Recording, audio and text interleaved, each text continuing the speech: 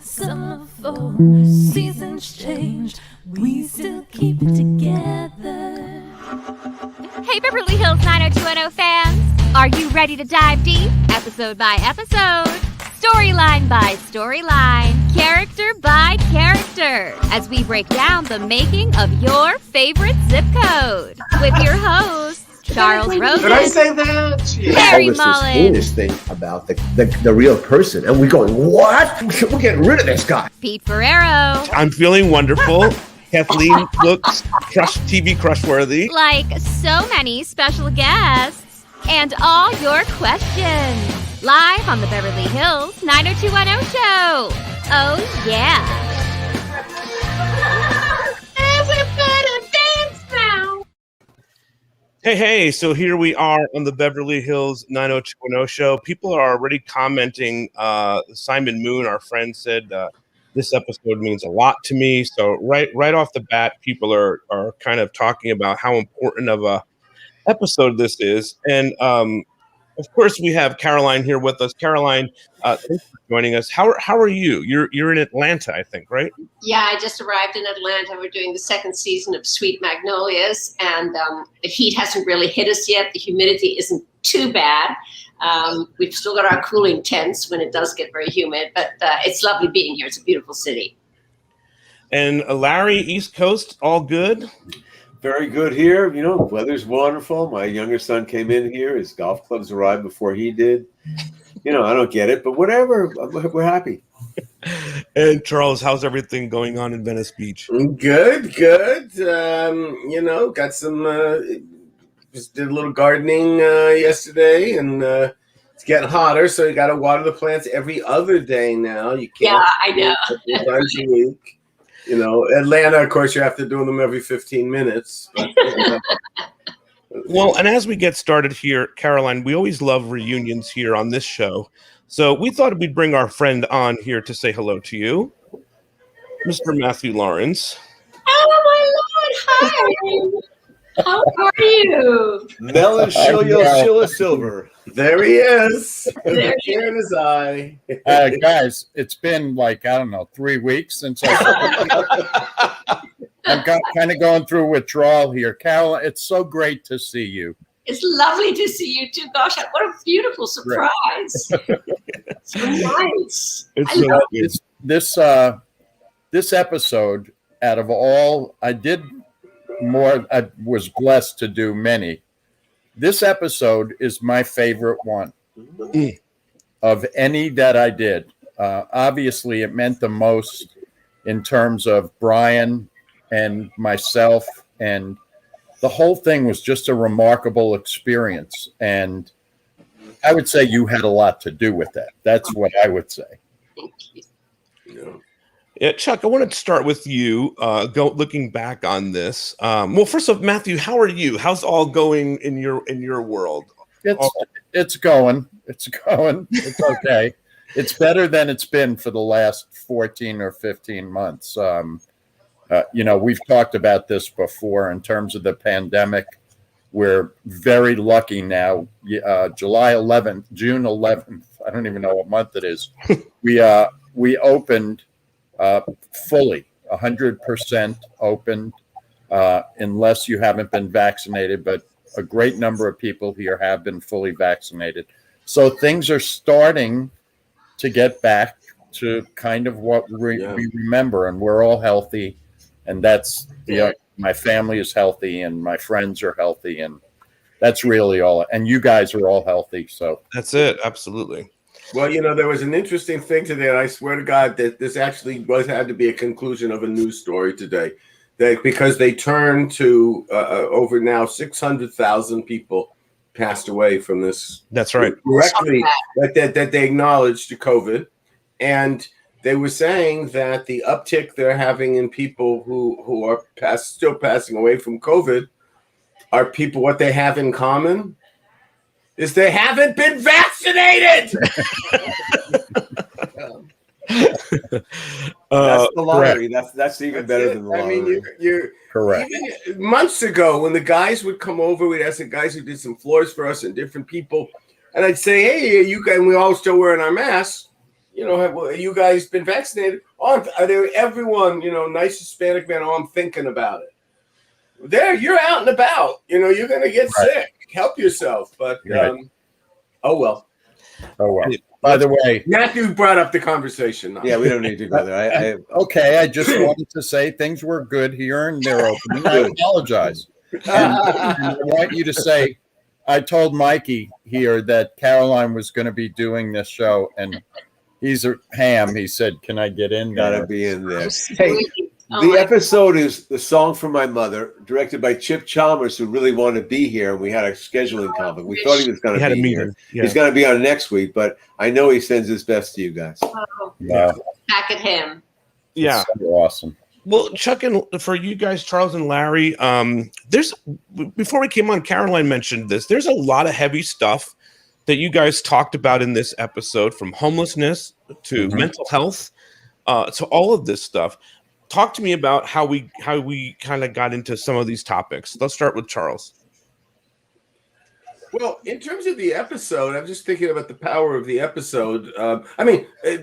Homelessness had been there. It was the first people who were homeless in Los Angeles were those who were discharged from mental institutions. So for me, the two have always been pretty much connected. That and veterans who are burnt out, and that I remember from being a boy, growing up in Los Angeles, right near the VA, and that's so soldiers who fought in World War II and Korea would be, were out there, and that was it.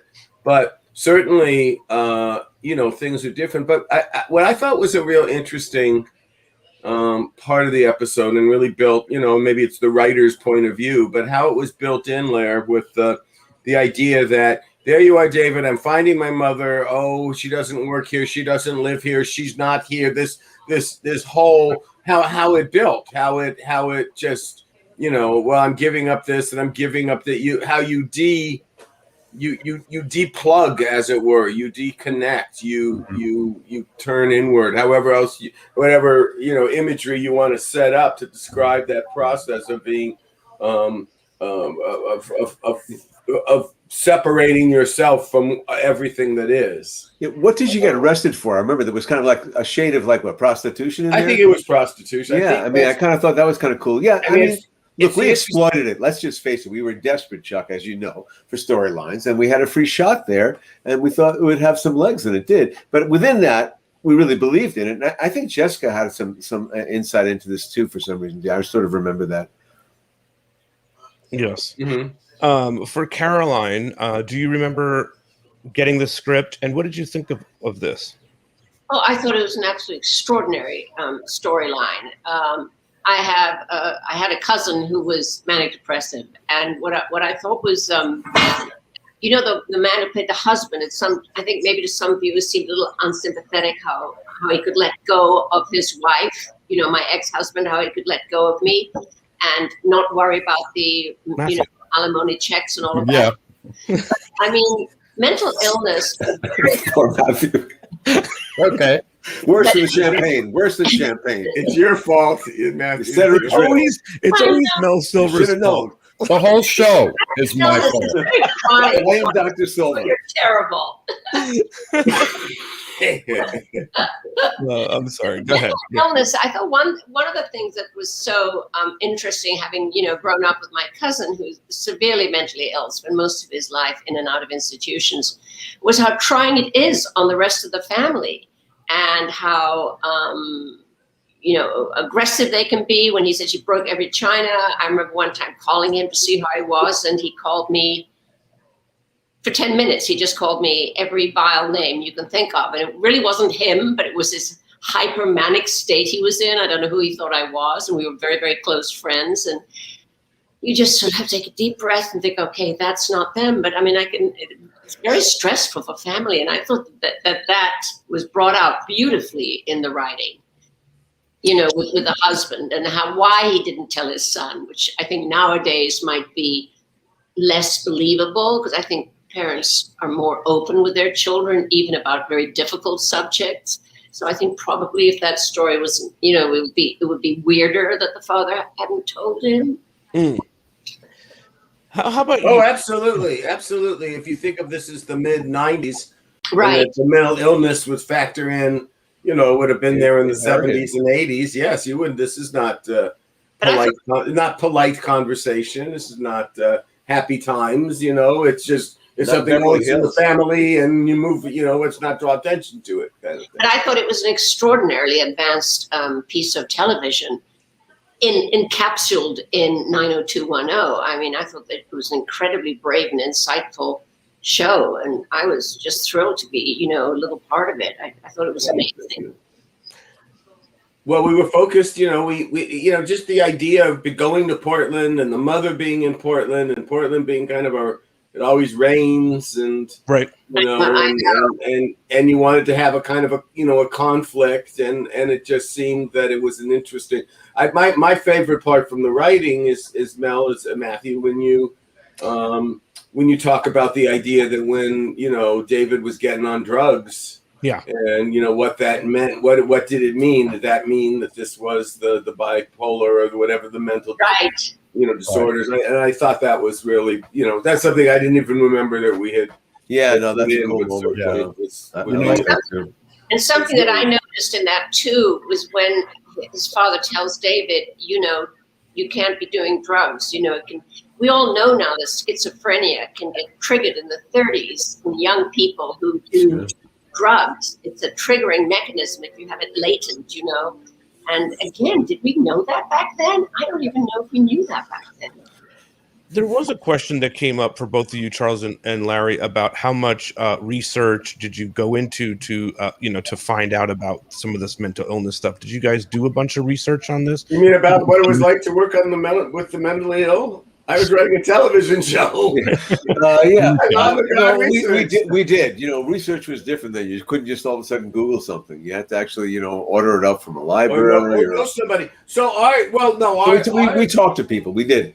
Well, we were advised in the first season that we did the show. We were advised by the Maple Center of Beverly Hills, which dealt a lot with the high school students and this. Marty Nislik in charge of that. But after that, coming into our second and third year, we the Harvard School of Public Health was our backbone. And when you have the Harvard School of Public Health, they got researchers and they give you stuff and statistics and a really nice guy named Jay Winston used to be the liaison with the next episode. Squash it, but also our communal experience. As people and writers who took experience or know people. We tried to make it real and honest, I think, and because this was like an outlier episode though, because when you look at it, Jason's not there's no Brandon character even in it. It's so odd. I totally forgot that and some of the other things, but it's so focused on this Dr. Mel Silver and David Silver and Sheila search for his mother. And I'm really glad seeing it. We did that because. You were saying before, Chuck, how we kind of took the story down. First, he goes to her job, then we kind of go to her place, and you just kind of taking the audience by the hand into these different circles of hell where she's going, and then, and then we tied it into a classic, triangle with Ray and Donna, and as we observed in our watch along, we were a little bit heavy-handed on that storyline, so we didn't feel as good, but this was great. For you, Matthew, you've obviously done a lot of different things on 90210. We've talked about a bunch of those. When you get this script and you see this come in, you must be like, wow, this is going to be different. This is going to give me an opportunity to kind of, play a little bit more and really showcase and act, right? Well, immediately. And so much of this, we've talked about this. It wasn't that hard for me to do because of how much I loved Brian. And that transfer of feeling for him, that's what that episode was about. I mean, I hate to say this, but it wasn't so much about Caroline and our relationship. It was much, much more exclusively almost for me, Brian and my relationship. And is that me? I think it's Coach K. Man. Oh, okay. You're a wise guy, Chuck. Chuck's a wise. He retired, Chuck. He retired. Yeah. Not yet. He's got a whole year, Larry. He's got a whole year. Be careful. Let's take a What quick is it? I retired. Let's take a Anyway, quick look at the scene here. That with all the stuff that I went through in those 9 years, and we've talked about a lot of them. That's why I think this is my favorite episode. Is that we really had a chance for our relationship, Brian and mine, to really get deep, and that's what that episode did. It was great. I mean, it was great for me. Let's take a look at one of the scenes here. This is when they find Sheila.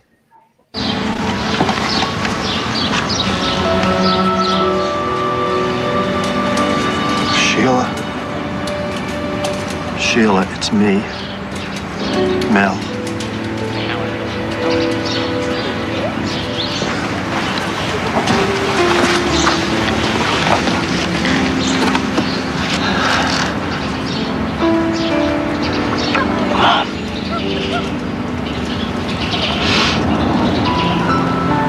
Mom, it's me. It's David.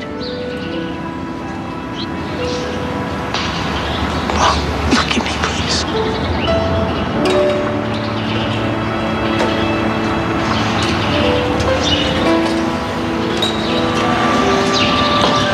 David. Yeah, Mom, it's me. Wow, I get goosebumps just rewatching it. Okay, here I go. Here I go. There I go. Yep.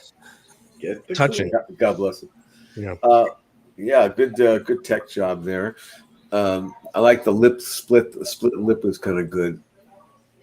The makeup on her. Gotcha. Yeah. What do you remember about doing this, guys? Caroline? I was very nervous about the scene. I remember that. And I remember feeling like it was real. David, I just thought Brian was so extraordinary. I think he's such an amazing actor. And I thought he shone in this scene. I just, it makes me cry just to think about it. But he was amazing. He was Me too. And I remember feeling very much like the character when they had put those clothes on. And I was on couldn't take a big stretch of imagination. You know, I was on a street in the clothes and in the makeup. Yeah. And it felt extremely real. Just like the scene when I was carried out when I overdosed. That felt so real. It was scary. You know, certain scenes. I've always remembered this scene. And what brilliant Brian was. Yeah. For you guys looking back on this, Charles, Larry, and we watched it this week earlier. Was this an episode that we've covered a lot of episodes here on the show, but when you looked back at this one, I was kind of blown away by this performance is really incredible. You know, what were your thoughts rewatching it this week, Charles? Well, yeah, you know, it's funny. We hired a camera team in Portland to like capture Portland, you know, go shoot. We did a lot of second unit there, and none of us went to Portland. We filmed most of this, I think, at like the Mid Wilshire district, if I remember. We built it around where the apartment was, and then the back. I think the alley was right there as well, and you know, and the different things. But, you know, one of my first thoughts watching it is that probably I don't know Portland at all then or now, but how much Portland must have changed since that was what was their downtown, you know, near the riverbank area of the 90s. But it was something that I remember, you know, this was a period of time too that we were pretty much getting out of the serializations. We had done a big arc with Dylan, of course, in his money and getting the drugs and then getting it back, and then with Kelly and Professor Finley and a few other things. So the story arcs that we had were now we had ended, and we were also moving into like completion and things. We needed to figure out how do we get Andrea Zuckerman where she's going, and how do we get the Walshes where they're going to be going, you know, at the next one. So there was a lot of of the that kind of maintenance that I was thinking about as we're doing the show, particularly because from our audience's point of view, certainly at the time they were making it, it's all about what's going on with Donna, David, and Ray. I mean, Right. that's the tail that wags this dog, in effect. And it was interesting. We saw that we took Ray's character, just made him too dark and mean and angry, and we kind of let that happen because we wanted to. Oh, let's get the drama up, and it went to places that made it hard for us to redeem the character that he played, that Jimmy Walters played. There was a lot of questions about the Ray thing. Go ahead, Larry. Well, I was going to say, I remember at the time thinking, first of all, we were doing this during Double Up. So like Chuck talks about the mechanics of it, a lot of it, is dictated by, we're producing a television show. So Right. It was really helpful that we were only going to have part of the cast in this one because they could be shooting the other episode. Right. But at the time, I do remember thinking like, the audience is not going to love this episode, but we should really just do it with all our heart. And it's been really gratifying that people really like this episode because it holds up in time. It shows we really kind of took something and really ran. Well, I didn't have the same doubt, Larry, about that because you were family members. It was, even if it was, they were discovering something more about the family and a deeper connection with the family. Had it been, one of the things that becomes harder for me as the series generates and goes on year after year, I'm looking at characters who aren't immediately connected into the familia. This is Steve's parents or mother and father or this one or that. So but these were. So in that respect, it was it had a deeper connection. But I certainly, we would have to remember that we were writing for we had a younger demographic.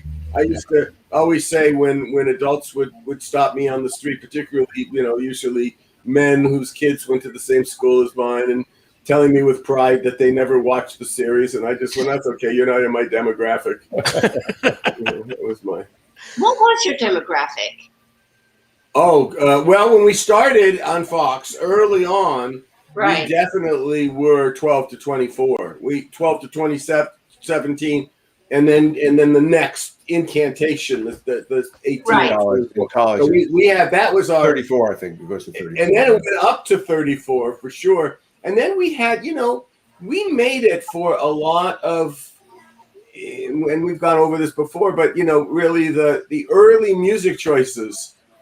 Fox wasn't so happy that I was putting on oldies from a diner in Beverly Hills, and I said, well, you're going to want some older people to watch this too, and you're going to have to get some hook with them. And so you did have the 30s, people reliving their high school in their 30s watching it, and then having the connection of the oldies themselves connected. Like the writers. And like us. Joanna wanted to know, was it always intended for David's mom to suffer with mental illness? Watching back on a Walsh Family Christmas, it seems like Mel is alluding to this about Sheila when he describes this about Sheila, when he describes how worried he is about her being alone on Christmas Eve. Interesting. I think so. I think there was that instability, even if it wasn't. You're just going to say yes the now. Extent of what we were going to be going. Yeah. At the same time, the idea that the hold that you had over him, the drama. I can't stand being by myself on the. What struck me as very kind of that Beverly Hills melodrama that I remember, not in my personal family with the doctor and the angel, but the rest of my friends, and there was lots of drama like that. Yeah. Michelle wanted to know, well, she asked about the research, and then also, was Fox okay with you guys tackling mental illness as a subject? Yes, this was season 5. They didn't care. They didn't care, right? There was kissing in this episode. I know. That's right, and and music and. Caroline, I don't know if we talked about this last time you were here, but you came into season 5. It's a big show. Do you remember auditioning for the show and getting into this? Yes, I do. Mhm. I do remember the audition. I remember the room. I remember people sitting there. I remember being really, really nervous. And I have to say, I mean, I don't know how many auditions I've done in the last 50 years, 45, 50 years, but probably thousands and thousands and thousands. And I can certainly say that this was one of the jobs that I was the most thrilled to get. Oh, I was a theater actress from New York. You know, well, you hit it well. You hit it really well. We couldn't tell. We like that about you. But you know, I remember almost fainting with joy. I couldn't believe it. I was so excited, and it's funny because and I loved the young people on the show. They were all so sweet to me. You know, I just sort of came sailing in, and oh, I'm your mother, and you know, blah blah blah, and you know, the Thanksgiving episode. I loved it. It was like one of the happiest sort of little jumping in and outs of a series I think I've ever done. Matthew, do you remember working with Caroline? I know she's here, so we have to say nice things. Yes, I do. I'm old. I can take it. Of course I do. This was, as I said, this was a big part of culminating with that episode. People, I've said this to you guys before, and I'm sure it happens sometimes with Caroline. I get texts with pictures from different episodes from my friends all the time. You know, I'm sitting here watching the show and here you are again or whatever. The picture that always gets me is the picture of us with you in the hospital bed, Caroline, and Brian and I standing next to, there I go, standing next to that bed. That picture always gets me when somebody sends it to me. It meant a lot to me. And she, you know, I don't care what these guys think about New York theater actors. That was my training too. But you could, when you work with somebody, you can always tell somebody who has been trained in the theater. Sure. Always. And that was you when you came. And yeah, I didn't know how to hit my marks very well, but I need to stand back. And it's funny, when he was talking about that New York theater actor, I was thinking about the importance of marks. But I know, and even now, I'm not brilliant at it. They said, I was gotta be looking down all the time. It never makes any sense. I think Paul Wagner also really appreciated Broadway actors and New York actors too. Well, you guys. He was very instrumental in a lot of the casting, I'm sure. Yes. This is the picture that you're referring to, I think. Oh yeah. Yes. Yeah. That's it. Thank you. Yeah. That's a great one. Larry, let's talk about that. We'll go back to talking about a song in a second here, but in the next season, you do continue going down this road with this story. If it worked once, you know, just try it again. But no, we just progressed it more because we thought we could really, again, vertically integrate the characters, especially Valerie and David, you know, and they share this thing of suicidal parents. And, you know, I had forgotten you know, the whole, and I think, you know, Jessica was involved in this electroshock thing. She kind of took me by the hand through it. And I remember, you know, so I felt all right about going down this direction. And I think it works pretty well. I you know, she had done all the research on it. I certainly did. I know she did. And, you know, it becomes a great episode about, you know, inheriting mental illness. I mean, you know, and it gave, you know, Brian a chance to really get his chops into something, and everybody, you know, so it elevates everything. That was an episode that's directed by Bethany Rooney, so it has some wonderful looks to it. You know Bethany, right? I've just got to tell you something. When I watched this episode now, I saw her name, and I thought she was a brand new friend of mine because I did her, whatever that law procedural is. She's always directing in New York, and then I did another weird television show with her. Just recently, of the last year, I've done like 3 shows with her. And I'm going to call her tomorrow to tell her that you don't even know, and I didn't know, that we'd worked together like, you know, 30, 40 years ago. Well, you did a great, yeah, I mean, you know, that was a tough, again, you're kind of in you know, you're in a hospital bed that whole show pretty much. And I know, no. We let you turn to your left, right at one point. Oh, At the end, that's the big dramatic thing. Let it move to the right. Larry, there is some heavy stuff there. Electric shock treatment, some of this stuff that you guys are talking about in that episode.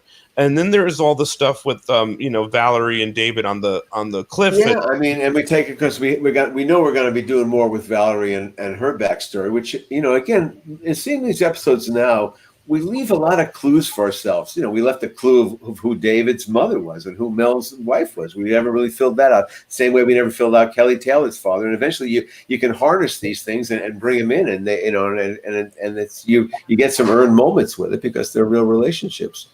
But yeah, I mean, it was just I'm happy to see that we were able to do that.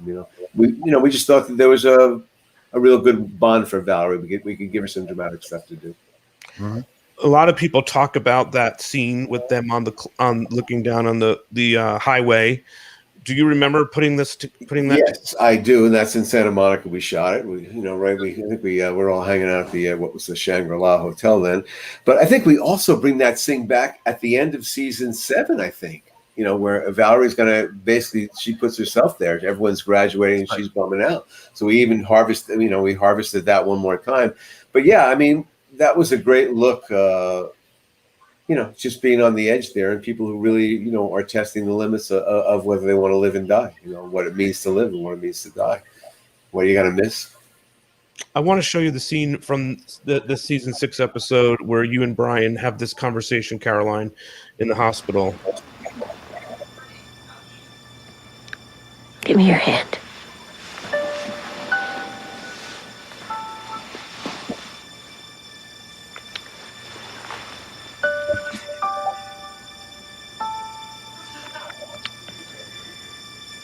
Will you be there when I wake up?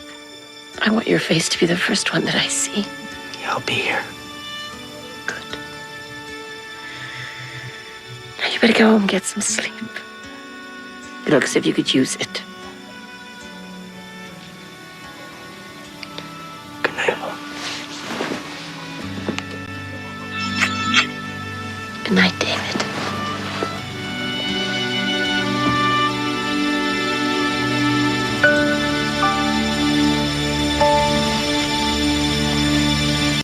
Nice, really great stuff. Yeah, I think, and then we bring her back, and she has the Thanksgiving, right? She does come back. That's a little more chill. She's more chill, but she's like becomes obsessive compulsive in the kitchen with Valerie. It's good. The turkey is going to be with the turkey. Yeah. Mm-hmm. Yeah, that was Jessica. But for Caroline on this stuff, I'm curious from an acting perspective, and Matthew, I'm curious about this too. Just your process in becoming this mother with this mental health issue, and doing some of this stuff with Brian. I'm sure it's, you guys are working off each other and all that. But where do you go to become these people? I'm curious for Caroline's particular. Caroline, don't tell him. Don't tell him. These are secrets. These are acting secrets. Is he insane? I know. It's always for me, a lot of it is sort of almost like childhood play. What if? Yeah. What if I was mentally ill? What if my son came to comfort me? But what if I saw that he looked tired? So a lot of, and I have mental illness in my family. My mother was very depressed, as well as my cousin. So I've got it in my family. So a lot of that stuff was extremely familiar to me. So none of that was sort of something I had to work to know what that feels like.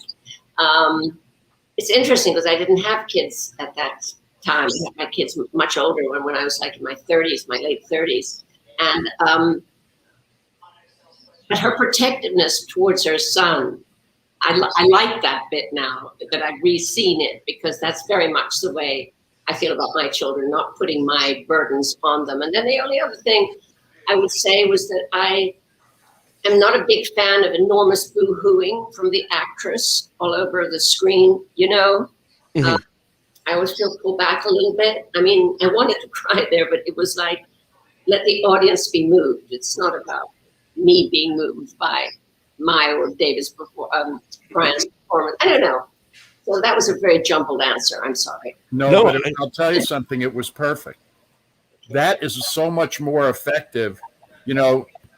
I studied with Sandy Meisner, and he used to say all the time, anybody can cry tears when you can have one tear just come down your face. That's it. Yeah. That's what you did there. That is much more powerful when your eyes filled up there than if you had been screaming. Yeah. It was beautiful. Wait a second. You're saying there wasn't glycerin used? It was not fake? No, I used glycerin. Oh, thank you. She would never do that. I did. I did. Do you know what Bette Midler did? They used to talk about when she and other Greta Garbo. I heard this too. She used to pull a hair out of her nose. Oh, which brings tears to your. Oh my God. Yeah. Serious? Yeah. Oh my Yeah. God. Oh yeah. Caroline's got that now. Yeah. Going into her toolbox. I hope I don't have hairs in my nose. That's one part of aging I don't want to deal with. You might have to use tweezers of this. That's so Oh, funny. Jesus Christ. Matthew, same question for you though, doing some of this stuff. And I know you talked about your love for Brian and all that, but what else? I mean, doing some of this stuff, where is it coming from? Here's the hardest thing for me was at that time in my life, I was not married and I had no children. And so the love that I felt for Brian came from, and I've told you this too, from knowing him when we worked on that show 5 years before that, and wanting to, the same thing kind of that Caroline just said about wanting to protect him. That's a feeling that you find, I don't know how to say this, you find it in another part of your life. That's the what if part. What if my twin brother were going through this? How would I react? How would I shield him? How would I, people I love, what if they were going through it? And then you get to a place where when you feel like that emotion is real, then I would just look at Brian. And that was enough for me. I mean, Nice, beautiful stuff. Charles, there's couple other things we have to talk about in these episodes here. The Ray, Donna, and David thing. Ray is, as you guys said a little bit before, and a lot of people had questions about this. He's a little bit darker than I remembered. He's aggressive. And I mean, he pushes Donna and all of this. What's your thoughts on looking back on this? Yeah, that was weird. Right? Well, that was the precursor. You had to set the stone up to be doing it at the end of the season. You had to show that there was a propensity for that kind of behavior. So you had to set it up. Did he, it was a little, yeah, it was the opposite of rolling with the punches. That's for sure. Ray's part. I think we thought of, in our defense, I mean, we knew we were going to, this was a blue collar character, and we thought that there was some, dramatic stuff in there, obviously. And we had a path, because I think in the next episode, which we've seen, a PS, the end of the season was PS I Love You, which we saw some stuff with him and his mother, and we find out that his father used to abuse the mother. And Ray also, that's almost unfortunately in these situations, it's almost a given. Yeah. Yeah. So, and we're going to go there, but we're going to actually send him to therapy and make a better person of him. Just kind of the way we kind of took Sheila Silver and gave her a new brain. We're going to kind of make it better. But unfortunately, on the way there, it just did catch me by surprise watching it again, and I felt bad. I mean, we put him in a situation again. We like the conflict of the triangle where David all of a sudden shows up with Donna because he's got his thing to find his mother, and she's basically seeing Ray, and it worked out pretty well. And it does get to an interesting place. But the Ray, we were basically setting up the end of the season, like Chuck said. Wasn't that sort of ahead of its time too? Dealing with domestic violence like that? I mean,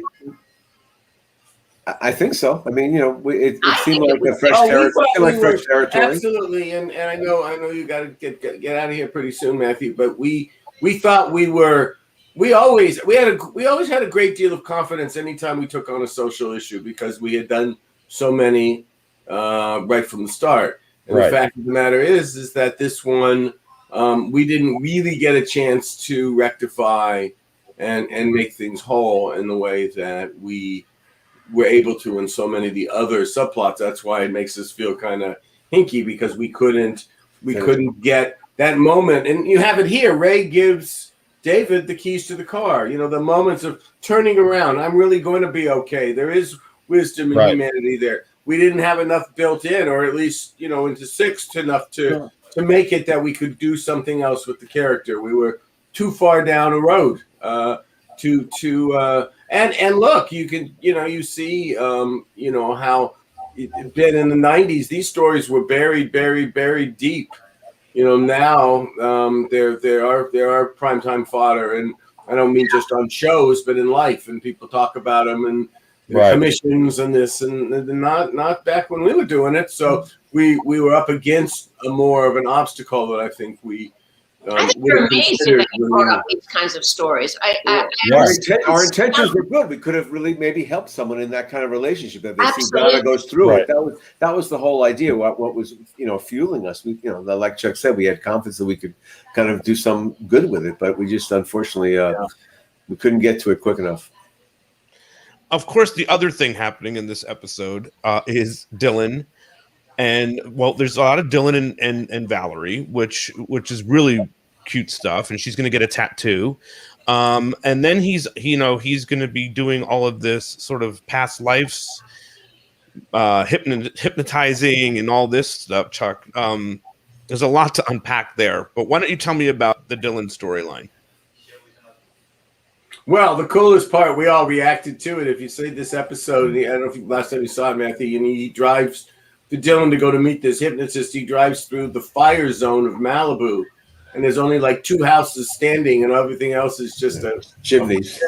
And I remember that was the summer after we had stayed there the summer before, actually, but we knew we had got to know Malibu very well, and the fires actually went to the door of the house we stayed at, where we stayed which was our summer home the summer before. You know, it was a Malibu's had, unfortunately, other subsequent fires since then. But that one seemed to be the most visible, and like this whole thing's going to get wiped out.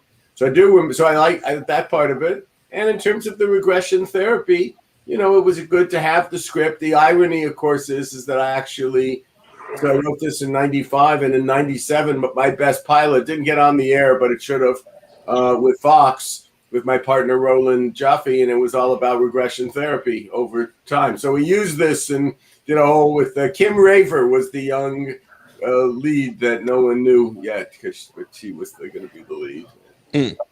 Well, Matthew, you do have to get going, so I want to say goodbye to you, and just want to let you know we think your work and these episodes are just absolutely incredible, man. And we love when you come by here on this show. I can't explain. You know, people are saying beautiful things about you and your performances here, and thank you so much for. You know how much this all means to me, all of it, and I could never thank you guys enough for including me and all the people I've gotten to see. After all these years, it was great to see you, Caroline. It's great to see you too, darling. Really. All right, good seeing you, Matthew. Thanks, guys. See you soon. Bye. All right. So I mean, I think, you know, the other thing too is the people were asking about the fact that you guys brought this up earlier. There's no Brandon, there's no Kelly. There's none of those other things happening in this story. Now, we thought when we watched it in the because of maybe double ups is what we thought it might have been. Do you think that's what it is, or was there just? I mean, pretty much, and we probably imagine it was the Double Jeopardy show. That's right. That had all those actors. You had Claire. You had Jay. You had Kathleen. You had Jason. You had Kelly. You had Alex Trebek and Alba Shalom. Alex Trebek.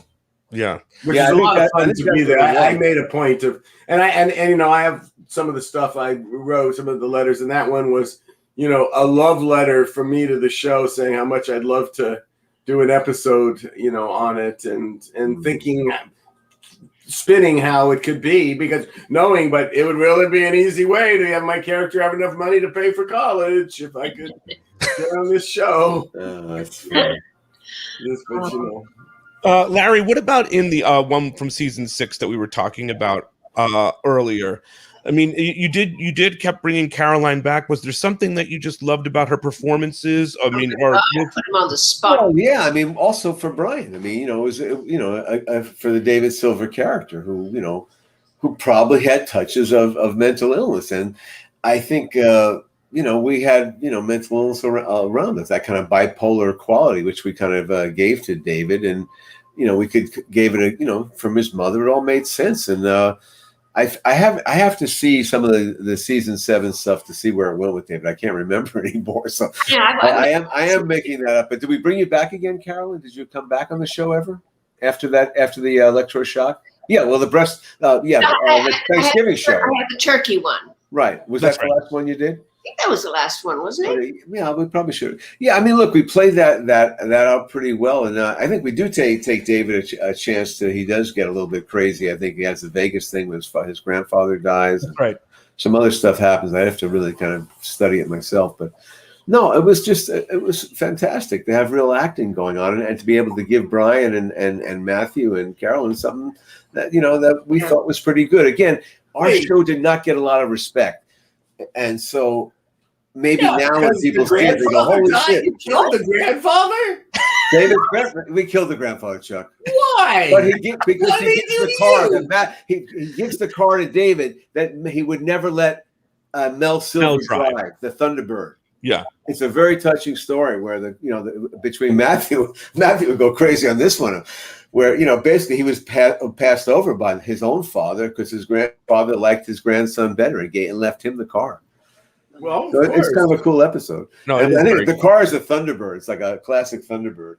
Wow, it's a good episode. Yeah, we killed the father. We didn't exploit anybody. We could have killed the old guy. We would have killed Sheila. And what's her name?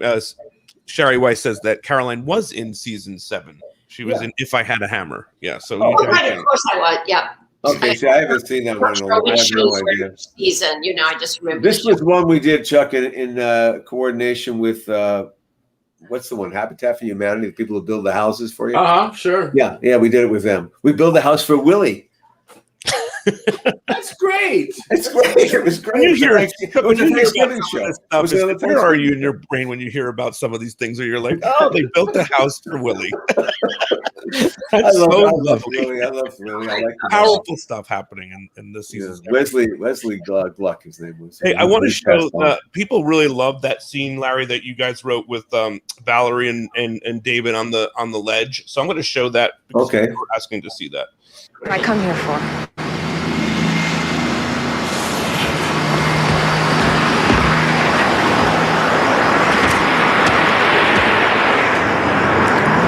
Coming? Did you get back over here? There's slides all the time. Yeah, that's right. The bottom can fall out from under you. Without any warning at all. Just like life.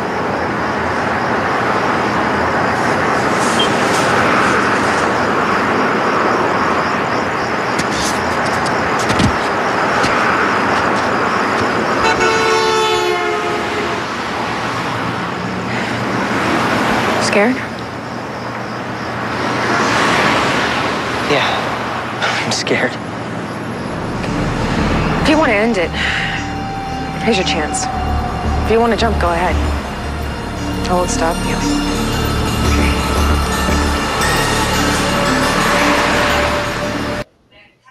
I mean, Jesus Christ. Yeah, it's really. Wow.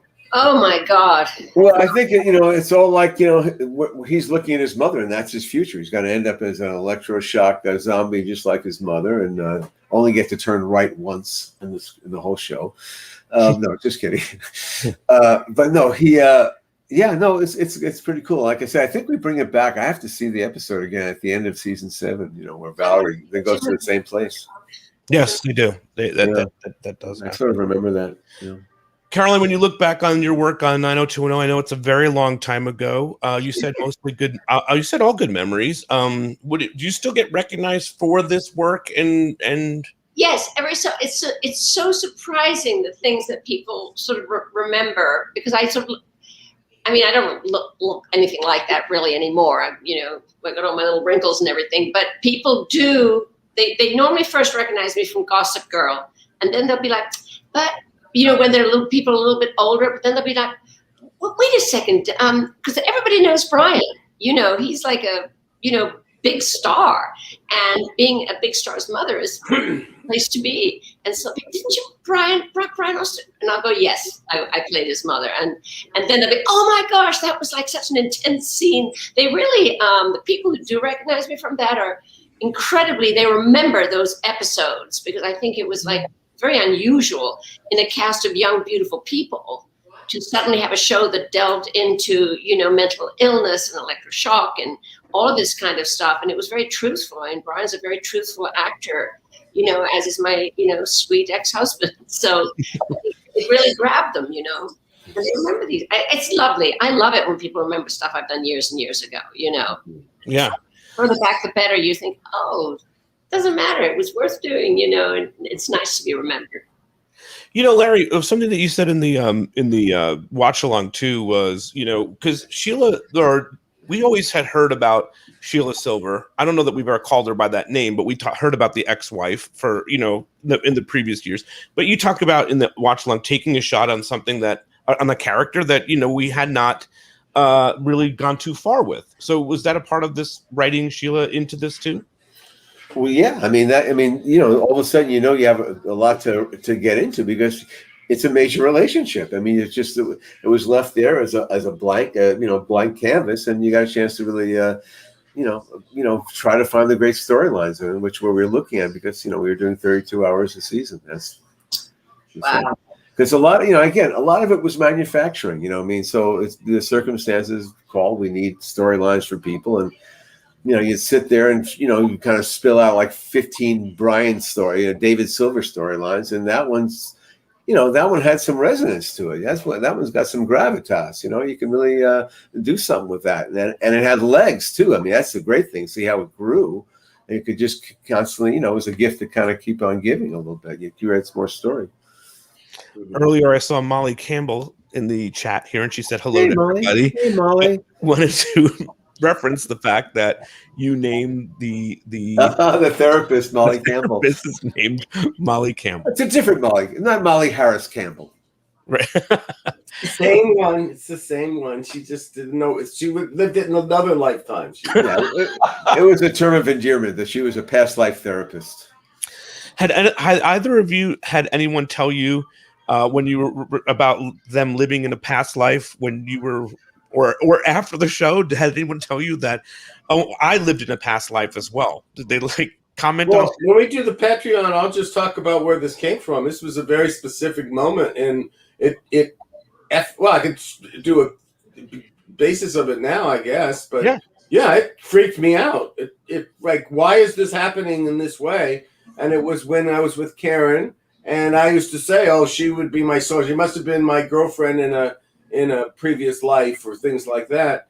And I, I have a fear of heights. So where do you get a fear of heights from? Or where do you get this from? Or things just that, kind of, weird kind of psychological things like that. But more importantly than that, I was a really good in American history. I mean, from like the day I walked into school. So, and then all of a sudden you start doing it a little bit more. And there I am, and I'm leaving college. I'm in college, and am I going to become an academic? And why is my specialty 1876 to 1912? Why is it that everything, and a lot was going, it's a fascinating time in American history, but why did everything come so easy to write? So now it's 1981. We're haven't written this show yet, haven't done, this.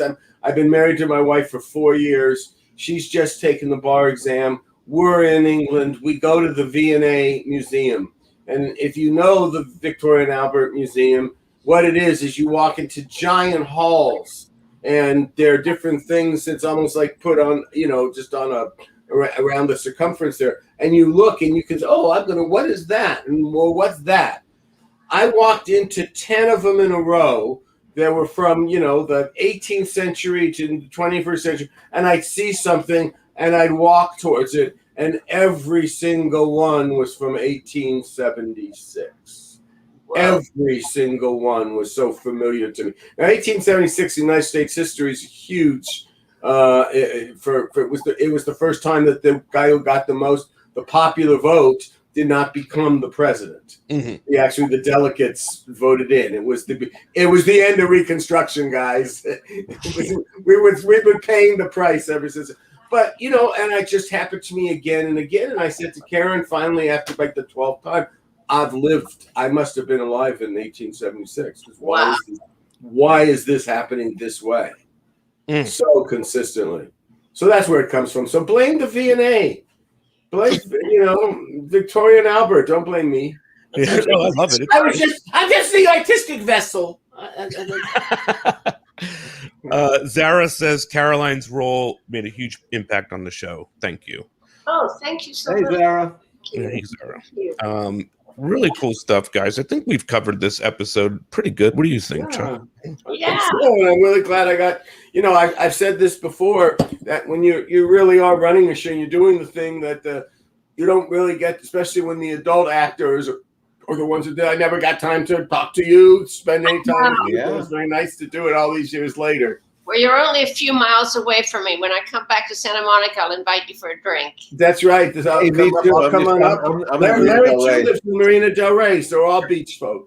We'll all be there. Okay. All right. You come back from Atlanta. Have a good session there. Thank you so much. I appreciate it. All right. Now, Larry, next week, we're going to be covering Straight Shooter from season 7. Yeah. We have Dick coming on, right?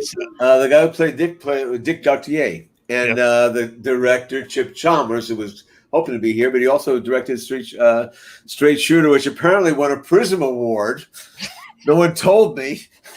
Yes, we had that conversation earlier today. It won a Prism Award, so that was very. I got a Prism Award. It's not such a big effing deal. I had to look it up. Bunch of shrinks got nothing to do. They give you the award. I looked at it. It was for excellence in demonstrating substance abuse. They must have just been following my life. So that's going to be next week, and then we'll see where we're going from there. But thanks again, Caroline, for stopping by here. Thank you so much for inviting me to join these gorgeous men, and you really enjoyed it. Thank you. Thank you. Bye-bye. Thank you so much. We will see you all next week. Bye-bye. I know how to get out of here.